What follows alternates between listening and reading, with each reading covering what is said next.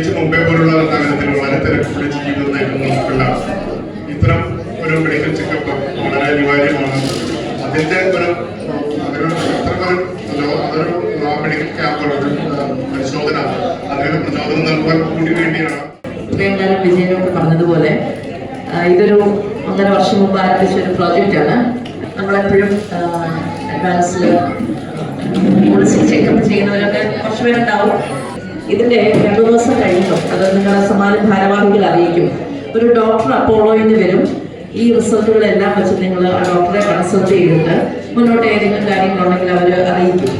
അപ്പോൾ തുടർ ചികിത്സയ്ക്ക് ആർക്കെങ്കിലും ഏതെങ്കിലും കാര്യമായ ഒരു ബുദ്ധിമുട്ടുണ്ട് എങ്കിൽ അതിന് സാമ്പത്തികമായ ബുദ്ധിമുട്ടാണെന്നൊക്കെ ഉണ്ടെങ്കിൽ അതും കേരള മുംബൈ സഹായം നൽകുന്ന